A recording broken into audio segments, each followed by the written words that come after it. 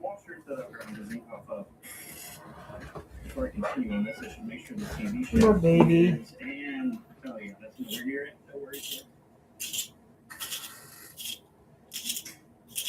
I'm an idiot. Did you notice what I did wrong here? I went to remove this whole motor brace assembly, to take it off, and finish welding this extension arm on the bench, which is what I found out. I put that extension arm on and captured it in place so I could no longer remove this brace. Now, if I would have realized that this was a problem beforehand, I would have bolted on this extension arm instead of welding it. But I didn't realize it, so instead of bolting it on, I welded it. I have two options. Option A is to cut off this extension arm and reattach it with bolts. Option B is to just continue forward, weld this in place, and accept the fact that this brace assembly is never coming off without a cutoff wheel and a grinder. Let me get back to you on that one.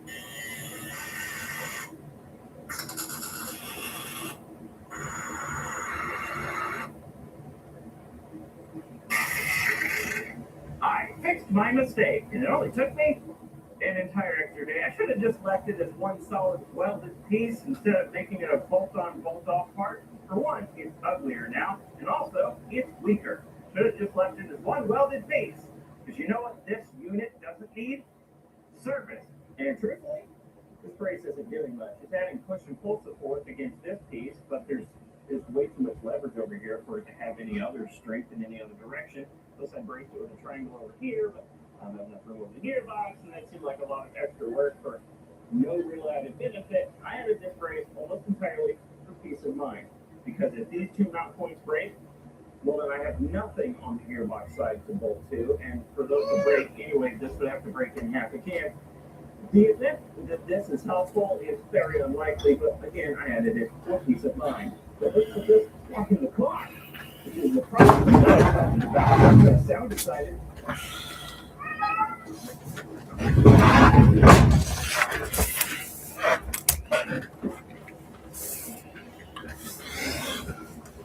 Because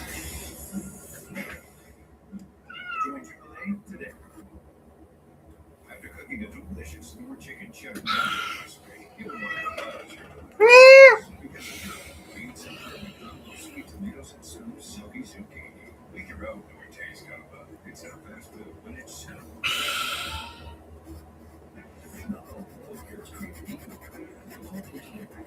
Which is at Dad's house right now, Mom? Mom, which is at Dad's house right now, don't you? Really? Yeah. I don't know about going to Dad's place. Nah, I'm not going to Dad's place for lunch. I'm just going to stay home today and do this. It's in! I got it in! Look! It doesn't flop all over the place like if the car is moving in the lift up. It's disconcerting. It was quite difficult to get in there. I had to take a break in the middle because I had to do it twice. I got it all the way over. Tower Milton. This close to the mounting bolts, and then the bottom of the car fell on the bottom of the car. So I had to take it all out again and then stack up the motor on and the gearbox on some higher foam blocks on the cart so that the bottom of the cart wouldn't foul here. Then I got it in place. Then I got the coolant hoses reattached. I got all the cables stuffed up in there. I haven't connected them yet. It's all ready to go. Now, Tyler, you're in sets now?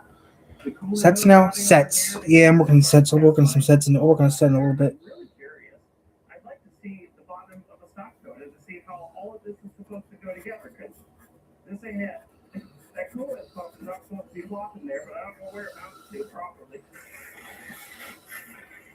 Good zip tie. Holding in that high voltage like a true zip tie. And that's it. I'm not done yet. There's no CV shafts in it, and no gearbox oil. Those are important things. I just went back and rewatched the last video I made with this car, and I remember when I put that video out, there were a lot of commenters saying, it sounds like you swapped the CV shaft side to side. Having just watched the video, I can see why you would think that, but actually, no.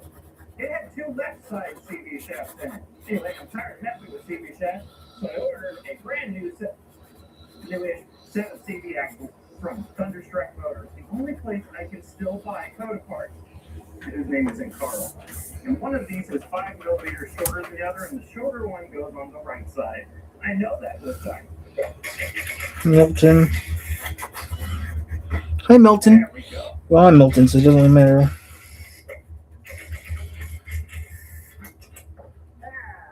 Got it in. In every video where I test these axle nuts, I get people telling me, you need to set those to the proper torque spec. Those are tapered wheel bearings, they need to be set at the right torque spec.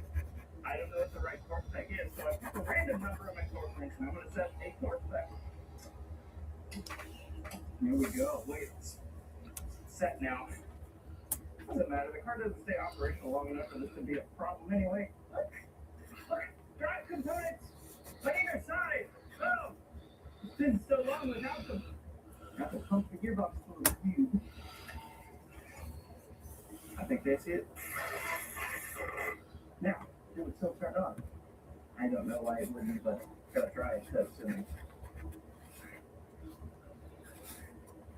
no. See that little number there? I had this 12-volt battery in the trunk sitting on a charger for over a week. That means it's dead. Alright, I've just with a 12-volt battery just to get it going, and it's not happy. Down there in the corner, I got a coolant warning and a red vehicle fault. It has the ready light on, but if I put it in the gear, she don't move. What is that? Why is it making that sound? Oh, I know what happened. Did you hear that buzzing sound the motor was making when I put it in reverse? My professional opinion is there's something wrong with it. But I actually know what it is this time. The three-phase leads going to the motor that bolts into the top of the inverter here. When I took them off, I forgot to mark which one goes where. But thankfully, they're on this rubber burner, so I ended up with two options. Clearly, when I reinstalled it, I put it upside down. So I just need to flip her over, flip everything back down, revolt all the rest of this, and it should be good. Went out and bought myself a new 12-volt battery, so let's plug that in here. All right, let's see if it moves. I won't lie, I'm anxious. Pause. Start it. Regulator's on. Put reverse. And yeah! Oh. It moves! The vehicle fault light is still red and on, but it moves, so I'm going to take it for a test drive. There's a lot slower than I remember, but there's no vibration! There's no vibration! Yes! And all of the improvements that I made in the last episode, like adding a speedometer that works, and the rear windows, and other stuff that I don't remember. Oh, yeah, the rear wheel bearing is making a noise. I'm reaping the benefits of it now 7 months later. I'm getting my code back. As weird as it is to say, with how crappy this car is, I missed it. I missed this car. Alright, this whole issue just popped up. The lightning bolt has come on, which indicates the battery voltage is low and it has reduced power. And I'm at 85% state of charge. I think this battery may be reaching the end of its life. It's alive! It's not perfect. The battery appears to be low. Milton. I'm going to give it an overnight charge, and it's got a bunch of color codes that are old. I'll have to try to figure out how to clear those. But I can drive it around to places like wherever I am. Thank you for watching. I'll see you next time. I've got my coda back. Update. I should have listened to the lightning bolt. It died at 70%. I'm guessing the BMS is a little confused right now.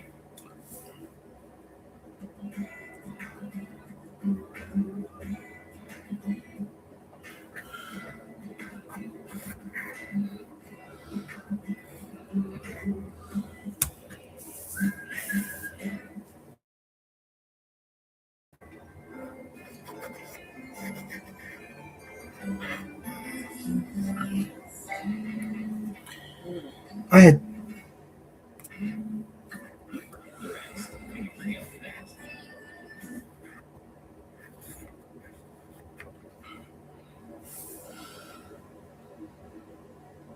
Hi, I got 3 problems covered. I have 3 codas. There's these 2 former tech mules with prototype drivetrains. They had their motors swapped out, different motors, mounted to CVTs. Does that make sense? MEL2. They never will again. This one was never registered. This one doesn't even have a VIN. They're just parts cards. And this is my 3rd coda. A miserable, hateful piece of dirt. This is, or was, my roadworthy coda. It's broken a number of times. I fixed it a number of times. And last year, it faulted out again. But this time, I I have no idea what the problem is, and the code scanner that I have isn't helping me this time.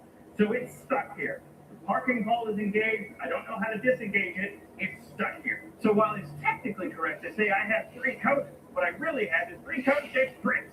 By the way, if you're unfamiliar with my history with codas or what a coda is at all, here's a playlist. 2 years ago, I drove to Utah to make a video with Pats about his coda that he bought because of me. I'm a terrible influence. I apologize to anyone else who bought a coda because of me. It's a terrible decision. Quentin didn't really like A and I. As his daily driver for several months, but after a while, he got bored of it and stopped driving it. Earlier this year, he decided to get rid of it. When he decided to get rid of it, he asked me if I wanted it, and I said yes, because I'm stupid. And here it is. What am I doing to myself? Yes, I drove all the way to Utah to get this and pay. NIP.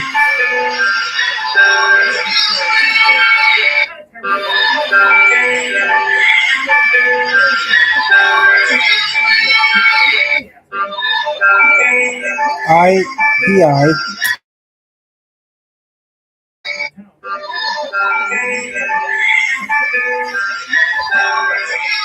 NA.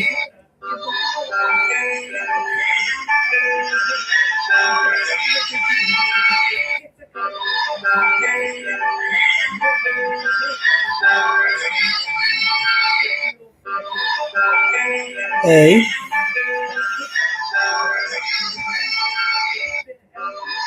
A.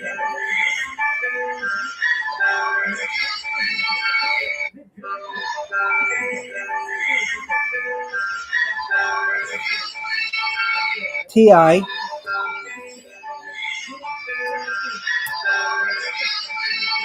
TI.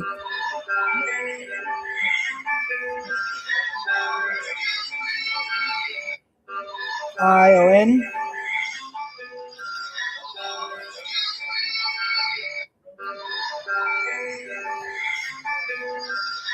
ON.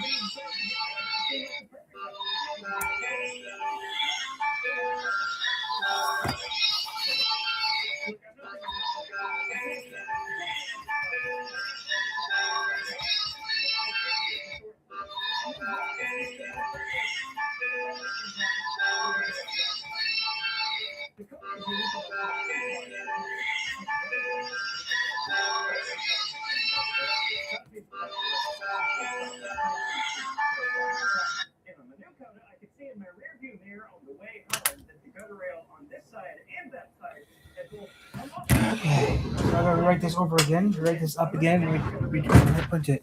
Most of the plastic clips that held it in place broke. I have 2 spare part codas. Let's see if I can pull the gutter rail off and break a minimum number of clips. No, that one broke. God, that fully broke. Well, most of those broke, which is what I expected. Oh, that one broke immediately. Oh, no. No. Got the whole thing, and I only broke most of the clips. Some of the plastic clips didn't break, but most of them did. So for the ones that did break, I'll do this over again.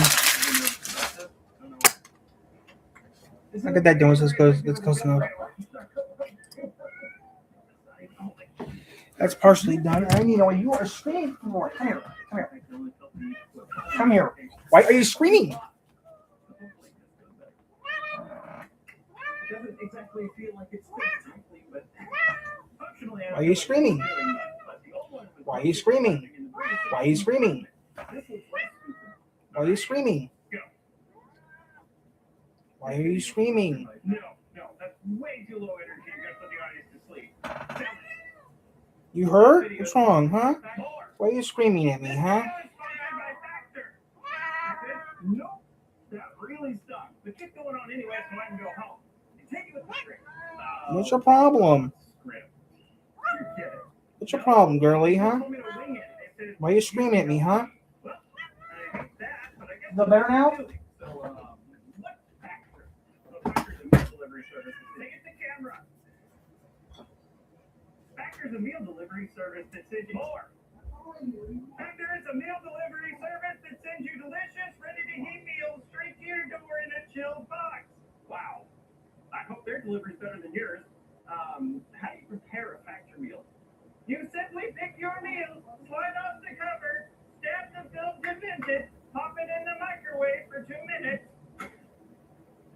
And just like that, you have a delicious meal ready to go. How did you cook that while you were talking? It doesn't matter. Let's move on. Why do you like Factor? Why should the audience consider getting Factor? With Factor, I don't have to worry about going to the grocery store or dealing with horrible fast food if I don't want to or I don't have time. Factor has many delicious meal options and even delicious add-ons like smoothies. It just does not get better with you, does it? What meal is that? Oh, this is jalapeno cheddar and chicken. It's freaking amazing. It's got to be one of my favorites. I don't really get chicken that comes out of a microwave this good. You just talk to me like a normal person. I didn't know you could do it. Why did you deliver the ad like that? You want me to try again? Yes! Give the CTA like that. If you want to try Factor75.com and use code AgingWheels50 at checkout for 50% off your first box and 20% off your next month of boxes. And thanks again to Factor for sponsoring this video. There. Is that more like what you're looking for? No! Why is this so hard for you? You're as bad as Factor is good. Oh, you tried it yourself? Oh, yeah, I love Factor. My personal favorite is the butter chicken. Also, you're fired. Oh. I got a pretty good meal out of it.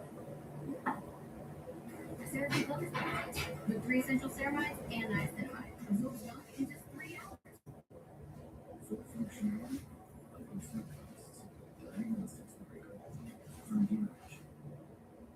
Discover a stunning selection of faux flowers in Hobby Lobby's floral department.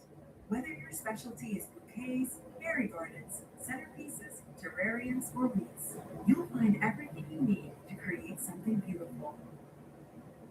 Introducing Subway's new Sub Club. Now members get every 4th foot-long free. Full football is free. Expect cooking all later.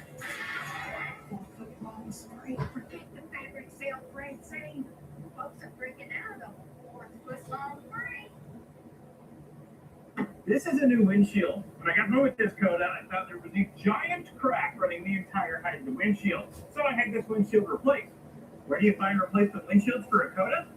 You don't. Luckily, I have 2 parts Codas to pull windshield from. So I called up Safelite and they said, we won't touch it. We've never heard of a Coda. So I called up a different glass shop who were less babies about it. And they came here, pulled the windshield out of this car and put it in the other one. So this is the cracked windshield. Because this windshield came from one of the prototype Codas, it's got the prototype badging up in the corner of the windshield, 804, which I'm leaving there because it's cool. And lastly, I got some new windshield wipers. Another issue this has is the 12-volt system. Before I picked it up, Quinn said, hey, I don't know what's changed, but it's killing 12-volt batteries now. And indeed, it is killing 12-volt batteries. After I got it home, I figured out why. I put a freshly charged 12-volt battery in the trunk here, and the car ran for about 10 minutes. But the DC to DC converter isn't working, so the car will only stay functional as long as the 12-volt battery stays charged, which is about 10 minutes. Which is probably the reason the red salt light is on the dash, but the car will still go into drive, which I've never seen a Coda do. Anyway, let's pull out the code scanner and see what it says. Pop in the first to charge. Like killing expensive batteries, we just put this lower battery in here. There's multiple codes on every single module except for the DC to DC. But if the DC-DC is working, this should read a voltage higher than 12. And it is not 12.2. The Dick, which is a stupid name. I'm never saying that again. This back here under the trunk, under this piece of foam that says danger high voltage. This is the DC to DC converter right on top here. Here's another DC to DC converter. This one I pulled out of my parts code over a year ago for a project I didn't end up using it for. By the way, if you're unfamiliar, a DC to DC converter steps down the 330-ish volts of the main pack down to 12 volts to charge the 12-volt battery and run the 12-volt system. Swapping this out would be fairly trivial. You've got the 12-volt positive out here. The whole case is the 12-volt ground. You have 5 voltage in here and then the control plug here. So it would be a pretty straight swap, except for this is a liquid-cooled component, and swapping this out would mean it